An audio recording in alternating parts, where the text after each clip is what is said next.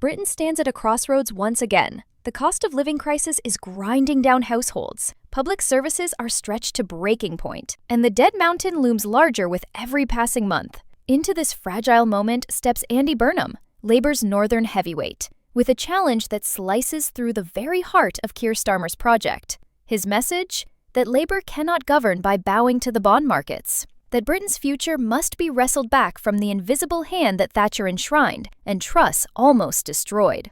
But is Burnham voicing the bold leadership Britain needs? Or is he lighting a fuse that could blow Labour's credibility apart?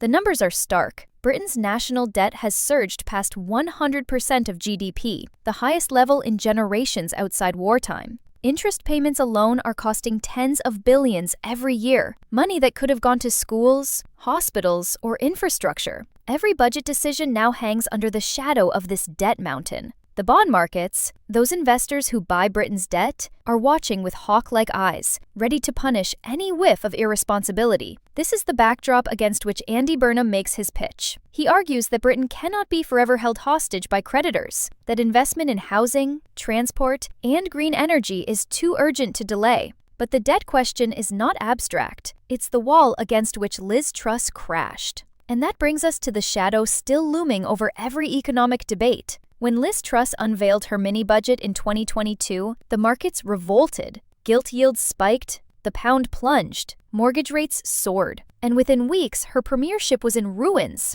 That trauma still haunts Westminster. For Labour, it has become a cautionary tale, a constant reminder that you can't outmuscle the markets without paying a brutal price. Starmer and Reeves have built their entire strategy on avoiding that fate, on proving that Labour will never be reckless with the nation's finances. But Burnham is now deliberately poking at that scar. He argues that governing out of fear is no way to rebuild Britain, and that surrendering to bond markets is just another form of austerity. His critics warn that he's forgetting the lesson of Truss. His supporters claim he's daring to learn a different one, that unless you take risks, nothing changes. Burnham's case is simple but explosive.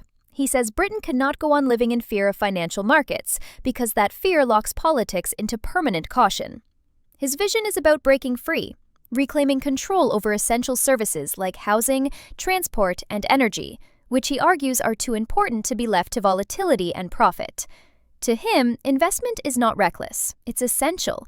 Without it, Britain's productivity stagnates, wages flatline, and inequality deepens. He frames his argument not as a gamble, but as common sense, a refusal to let bond traders dictate whether children eat, homes get built, or trains run on time. It's a message with emotional punch, the language of sovereignty, not spreadsheets. But it collides head-on with decades of political orthodoxy, and that's exactly why it's setting off alarms in Westminster. Burnham's words carry an unmistakable undertone. This is not just about economics, it's about history. He casts himself as the anti-Thatcher, the politician willing to undo what he sees as her most corrosive legacy, the idea that politics must always bend to markets. Thatcher once declared, "You can't buck the market." Burnham replies, "Why not?"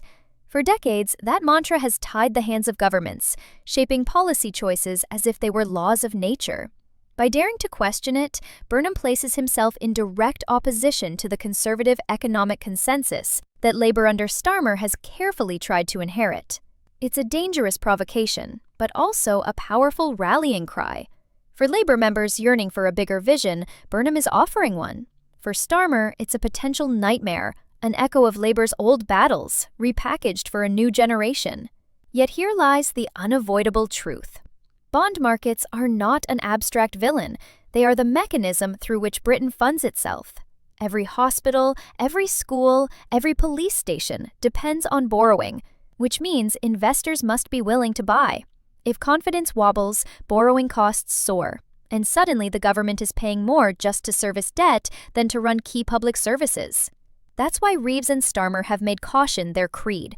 They believe credibility with investors is not optional, it's survival. Burnham's rhetoric may inspire, but his critics ask, where is the plan to actually square this circle? How do you fund bold investment without spooking markets? Inside Labour, Burnham's challenge is causing unease. Here, Starmer and Rachel Reeves have spent years building a reputation for fiscal caution, carefully reassuring investors that Labour won't repeat past mistakes. Burnham's talk of bold borrowing cuts straight across that message. Reports suggest Starmer's allies see it as reckless, even dangerous, a gift to the Conservatives and Reform, who are eager to paint Labour as fiscally irresponsible. Some MPs quietly admire Burnham's courage, but most fear the timing. Just as Labour is edging ahead in the polls, one rogue intervention could shake voter confidence. The backlash shows the real fight isn't only with the bond market, it's with Labour's own leadership. But Burnham seems undeterred, and that leaves a bigger, looming question.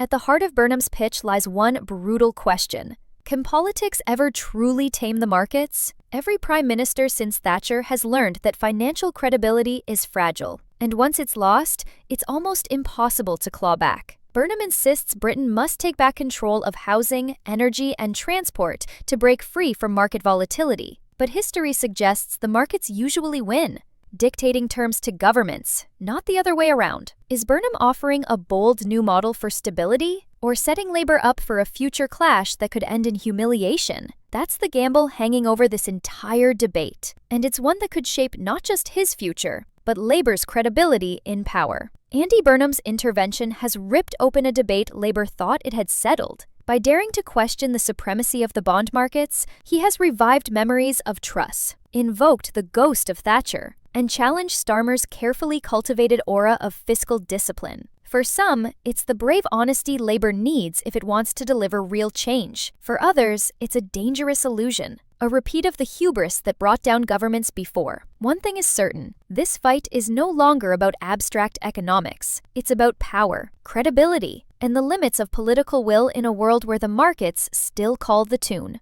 And as the storm gathers, the question is simple. Will Labour's future be defined by Burnham's defiance or by Starmer's caution?